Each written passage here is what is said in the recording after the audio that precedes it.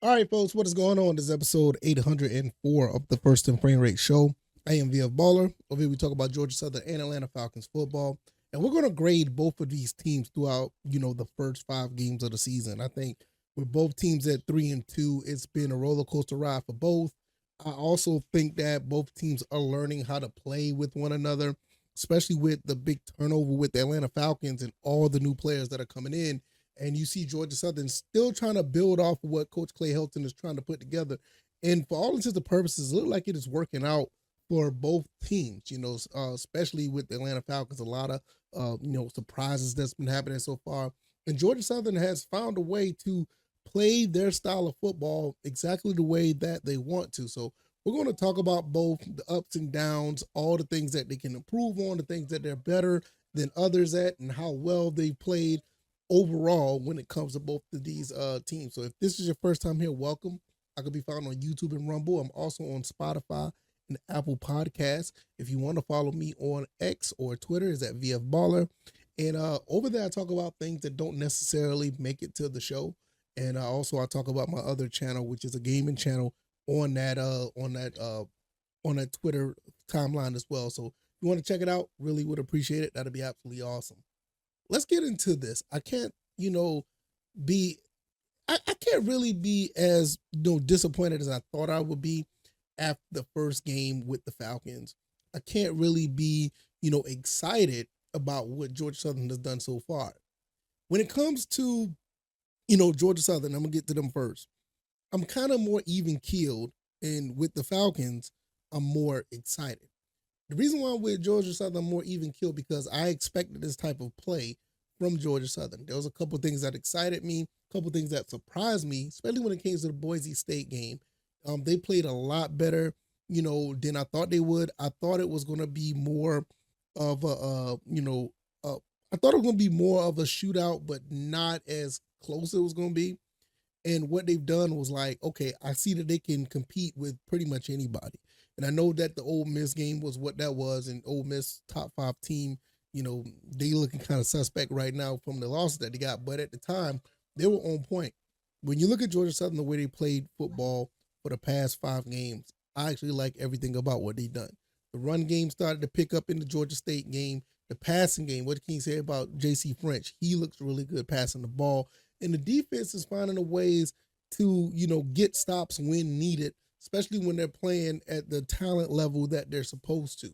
And and also overall, the team itself feels like they can, go into Sun Belt play and actually win this thing. And there's not too many concerns about how the way they're playing. So, especially with the running game, I love what Jalen White has been able to do. I love what OJ Arnold has been able to do. Both of those guys are already over 200 yards for the season collectively. Even JC French is on the plus side of rushing yards. Jalen White has started to pick up a little bit when it comes to the running game, especially the last game. And OJ Arnold is averaging almost 7 yards a carry. You cannot beat that.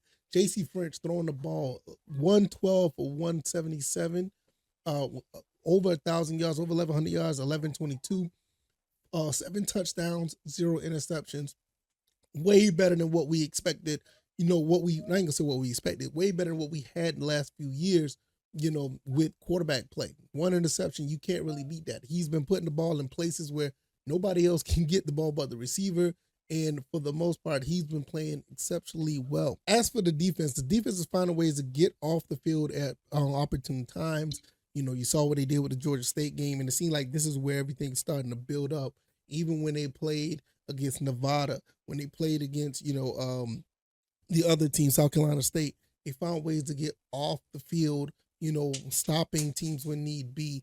Even when, Georgia State, you can look at that game, they basically got touchdowns off of, that one big play they got. And when JC French, the ball slipped out his hand, it kind of got them back in the game. But for the most part, when they were able to bog down and actually be in front of the defense or front of their offenses, they've been finding ways to get off the field and not let too much get ahead of them.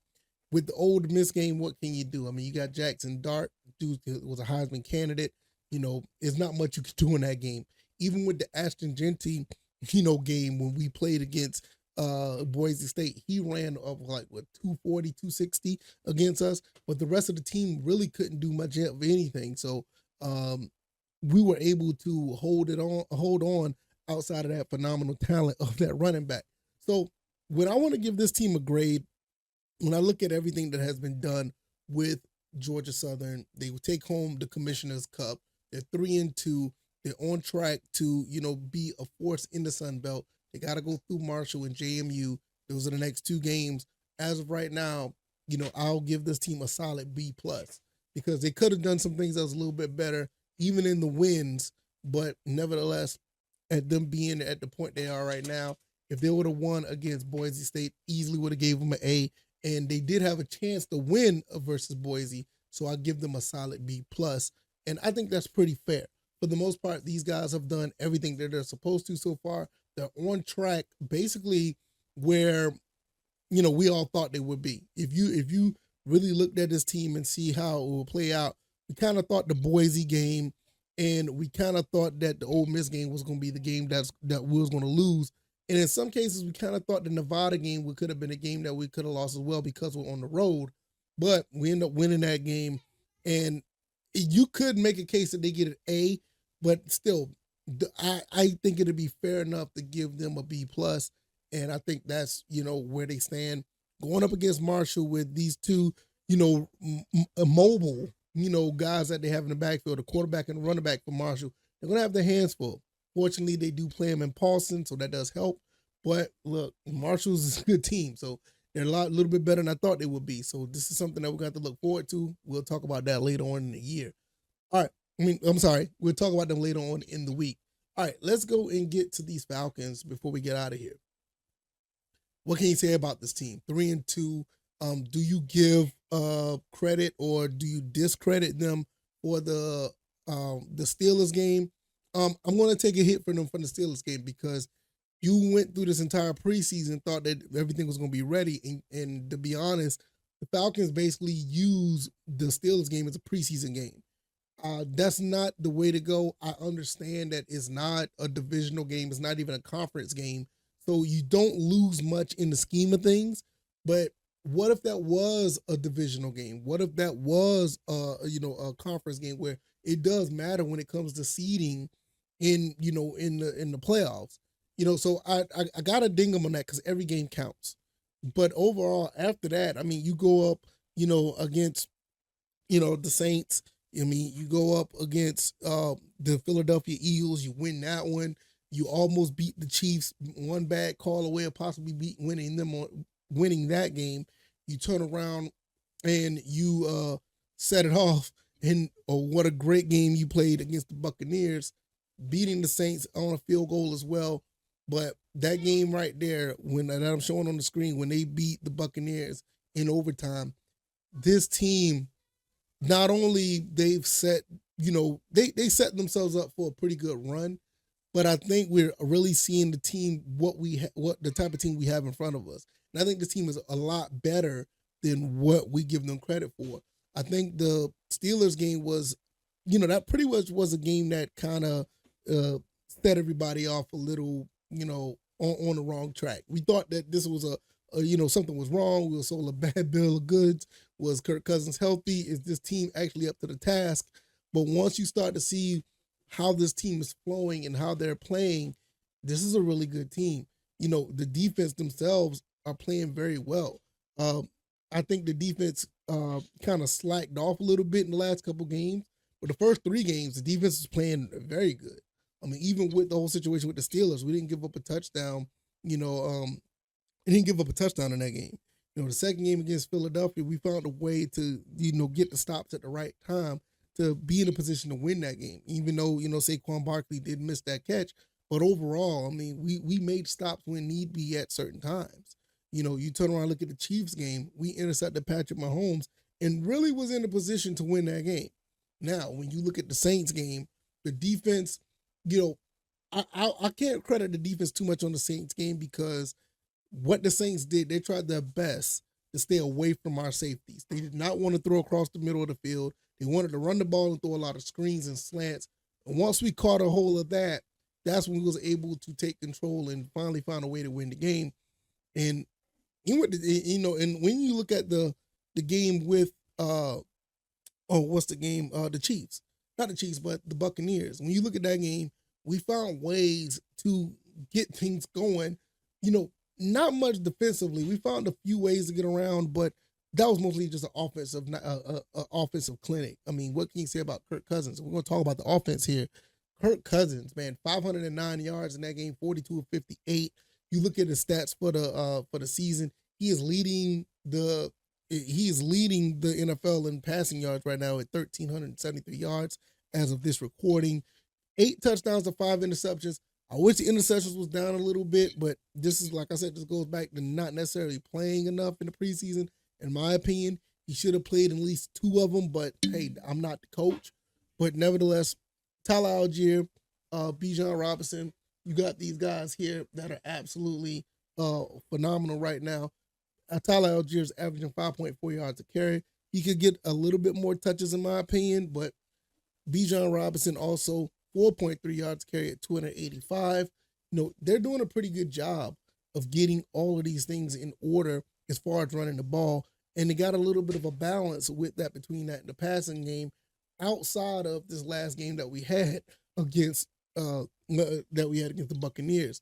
Receiving, I mean, you got 2 guys that are in the top 10 in receiving yards with Darnell Mooney and Drake London.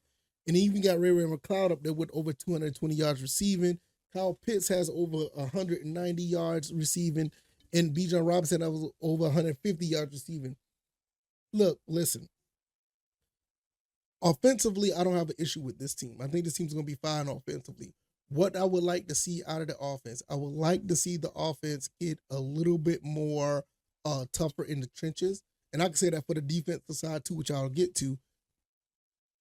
The offensive line is not doing a bad job. I think they're doing okay. You kind of saw the little bit of slippage when, you played against the Steelers, and, Kirk Cousins has been sacked, 10 times already?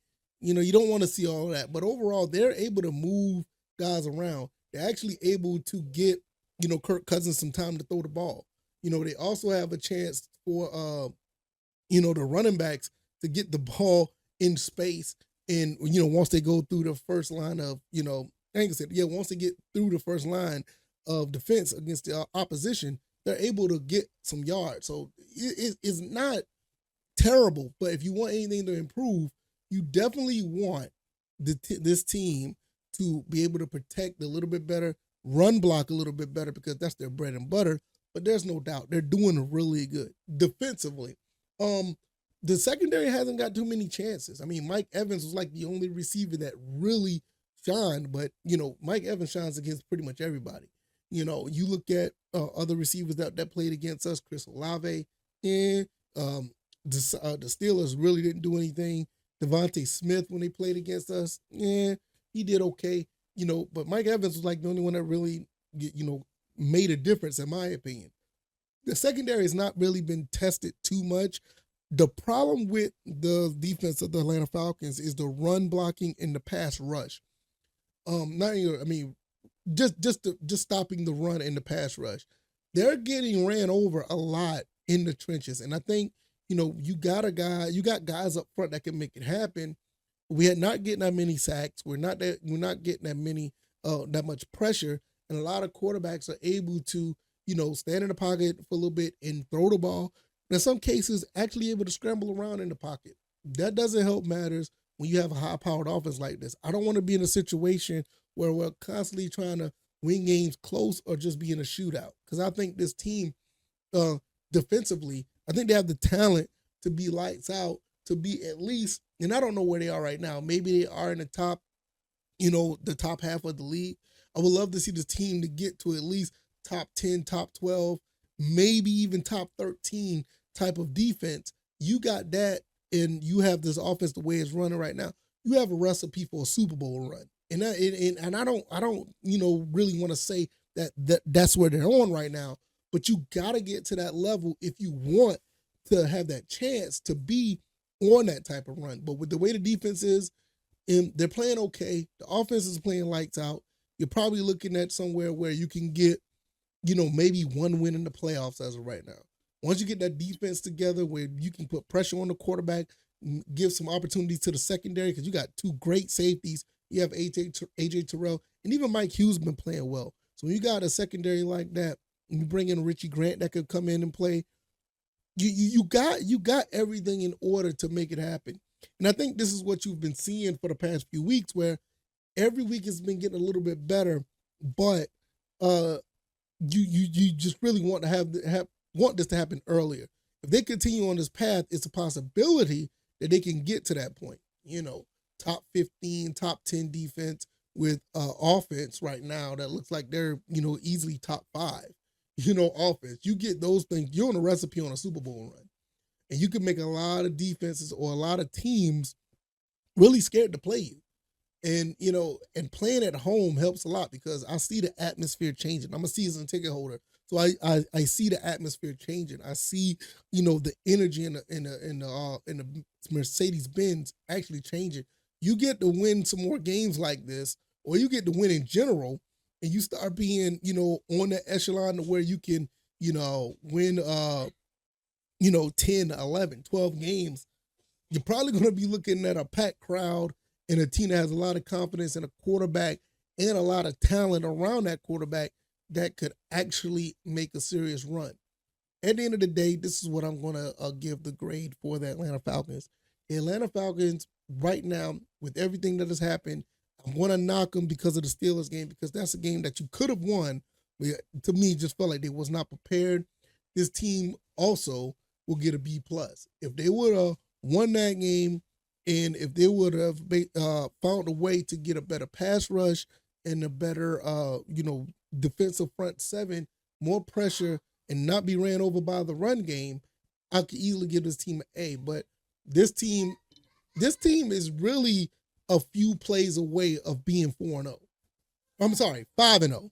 There are a few plays away, and I understand the whole Kyle Pitts pass interference call against the Chiefs. I get it.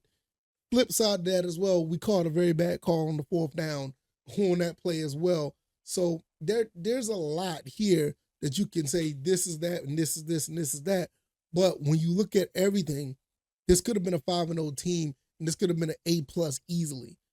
So at the end of the day, B+ for the Georgia Southern Eagles, B+ for the Atlanta Falcons. Both teams are going up against formidable foes coming up. Georgia Southern playing Marshall. The Falcons are going to be playing Carolina. And when you look at this looks like both teams could get a win and be 4-2 and going into the next part of the season on the right foot. So let me know what you guys think. I know this is a longer episode. Hopefully you guys enjoyed it. If you like this content, hit the like button. Share this podcast. Subscribe to the channel if you haven't already. Let me know what you guys think about this team. Both of them. What do you think about the Georgia Southern Eagles? What do you think about the Atlanta Falcons? I think they're both on the right track. They could do something really good going into the further on in the season if they keep it up. The Falcons, I will say this, seriously. If the Falcons get a pass rush, or if they can stop the run, they're going to be a nightmare for any team in the NFL. They're going to be a nightmare because this team right here has everything going for them outside of that. And as for Georgia Southern, they just need to keep doing what they're doing. They're not doing anything that calls for concern. So that's pretty much it. It's good to have this problem, guys. It's not a big problem, it's not a big deal. And as long as you have the talent to make it happen, Falcons should be okay. And for Georgia Southern, like I said, they're doing everything they're supposed to do. And they lost games that they probably should have lost with Boise State and Ole Miss. If they play to the level that they're playing, they could run through the Sun Belt because App State's not looking that good. Marshall's looking okay. JMU just lost. So the blueprint is kind of out there, what we can do to win these games. So let me know what you guys think. I'm going to get up out of here. You can find me on YouTube, Rumble, Spotify, Apple Podcasts. Follow me on X at VFBaller. And I'll see you guys on the next one. All right, y'all. Y'all take it easy. And I'm out. Peace.